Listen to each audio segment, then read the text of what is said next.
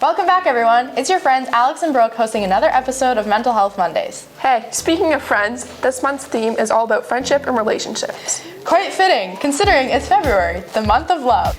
I mean, that is why we chose this theme. Actually, a lot of people struggle during these winter cold months with motivation and depression, adding onto these pressures to find a special someone for Valentine's Day.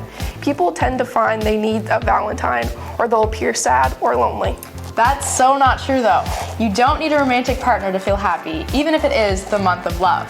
There are many kinds of relationships that can make us feel good, but never should you feel pressured into something just because everyone else seems to be doing it. Why don't we dive into this episode by introducing some key factors that create a healthy relationship? Sure, but just a reminder before we begin, if at any point during the episode you feel uncomfortable, please do not hesitate to head down to the guidance office where there's a safe space for you. Healthy relationships involve honesty, trust, respect, and open communication between people, and they take effort and compromise from both sides. What does compromising mean, Alex? That's actually a great question. It means that in order to reach an agreement, sometimes everyone in the relationship has to mutually accept terms that are less desirable than they had originally hoped for. That's right. Being able to compromise is a vital part to maintaining a strong and healthy relationship.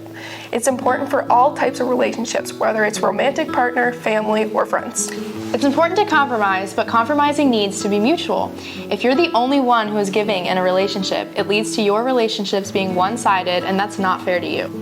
But you also need to remember that sometimes there can be disagreements and some things cannot be accommodated, and that's okay too.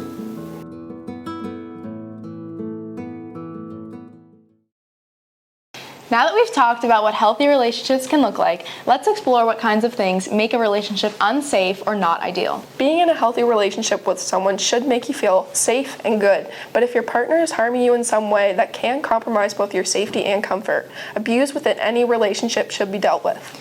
It's a common idea that abusive relationships are only physical and involve hitting your partner. There are many kinds of abuse that can appear in toxic relationships. There's verbal abuse, like harassing and insulting. Sexual abuse, which could be exploitation, trafficking, and unwanted touching. Sex should be a mutual consent between people who both are in stable states of mind and consciousness. There's also emotional abuse, which could be controlling and manipulating using emotional tactics like criticizing, embarrassing, shaming, and so on. If you think you or someone you know is a victim of these kinds of abuse, there are resources available to help you. Know that you are not alone in this struggle. You can talk to your guidance counselor, a teacher, or another adult that you trust. Call a hotline and tell the people that care about you.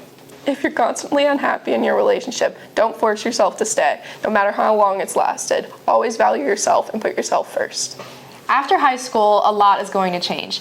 You're going to meet more people and you're going to lose others, which is completely normal and expected.